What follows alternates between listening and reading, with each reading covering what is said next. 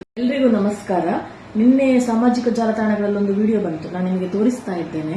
ಇವನ ಹೆಸರು ರೆಮ್ಹಾನ್ ಅಂತ, 60 ವರ್ಷ, ಖಾಸಗಿ ಬಸ್ಸಲ್ಲಿ ಓಡಾಡ್ತಾ ಇರುವಂತಹ ವಿದ್ಯಾರ್ಥಿ ಅಥವಾ ಯಾರೋ ಒಂದು ಮಹಿಳೆಯ ಒಳ ಉಡುಪಿನ ಒಳಗೆ ಕೈ ಹಾಕ್ತಾ ಇದ್ದಾರೆ ನೋಡಿ.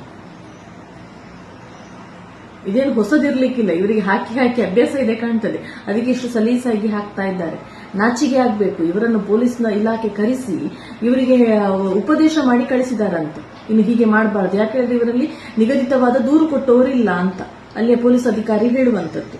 ಹಾಗಾದ್ರೆ ಹೆಣ್ಣು ಮಕ್ಕಳಿಗೆ ರಕ್ಷಣೆ ಯಾವಾಗ? ವಿಡಿಯೋ ಮಾಡಿದ ಸಾಕ್ಷಿ ಇದೆ, ಅವರು ಯಾರು ಅಂತ ಹೇಳಿ ಗೊತ್ತಿದೆ, ಸುಮೋಟೋ ಕೇಸನ್ನು ಆರಾಮವಾಗಿ ದಾಖಲೀಕರಣ ಮಾಡಬಹುದಲ್ಲ. ನಮ್ಮ ಆಗ್ರಹ ಏನು ಹೇಳಿದ್ರೆ, ದಯವಿಟ್ಟು ಇಂಥ ವ್ಯಕ್ತಿಗಳ ಸಾಕ್ಷಿಗಳು ನಿಮಗೆ ವಿಡಿಯೋದಲ್ಲಿ ಸಿಕ್ಕಿದೆ, ದಯವಿಟ್ಟು ಅವರನ್ನು ಕರೆಸಿ ಅವರ ಮೇಲೆ ಕೇಸನ್ನು ದಾಖಲೆ ಮಾಡಿ ಅಂತ ಹೇಳಿ ನಾವು ಈ ಮೂಲಕ ವಿನಂತಿಯನ್ನು ಮಾಡಿಕೊಳ್ತಾ ಇದ್ದೇವೆ. ಮಹಿಳೆಯರಿಗೆ ರಕ್ಷಣೆ ಬೇಕು ಈ ದೃಷ್ಟಿಯಿಂದ. ಯಾಕೆಂದ್ರೆ ಒಂದು ಬಸ್ಸಲ್ಲಿ ಮಹಿಳೆಯರು ಓಡಾಡ್ತಿದ್ದಾರೆ ಹೇಳಿದ್ರೆ ಅವರ ಜೀವನ ಶೈಲಿಗಾಗಿ ಓಡಾಡ್ತಾ ಇದ್ದಾರೆ, ಉದ್ಯೋಗಕ್ಕಾಗಿ ಆಗಿರ್ಬೋದು, ಶಾಲಾ ಕಾಲೇಜುಗಳಿಗೆ ಹೋಗುವಂತಹ ವಿದ್ಯಾರ್ಥಿಗಳಾಗಿರ್ಬೋದು. ಇದು ಮಹಿಳೆಯರಿಗೆ ಗೊತ್ತಿದೆ ಬಸ್ನಲ್ಲಿ ಓಡಾಡುವಂತದ್ದು ಎಷ್ಟು ಅನ್ಕಂಫರ್ಟೇಬಲ್ ಅಂತ. ಹಾಗಾಗಿ ಪೊಲೀಸ್ ಇಲಾಖೆ ಅಥವಾ ಸರ್ಕಾರ ಇದರ ಬಗ್ಗೆ ಒಂದು ನಿಗದಿತ ಕ್ರಮವನ್ನು ತೆಗೆದುಕೊಂಡು ಮಹಿಳೆಯರಿಗೆ ರಕ್ಷಣೆ ನೀಡಬೇಕು ಅಂತ ಹೇಳಿ ಈ ಮೂಲಕ ನಿಮ್ಮಲ್ಲಿ ವಿನಂತಿ ಮಾಡಿಕೊಳ್ತಾ ಇದ್ದೀನಿ.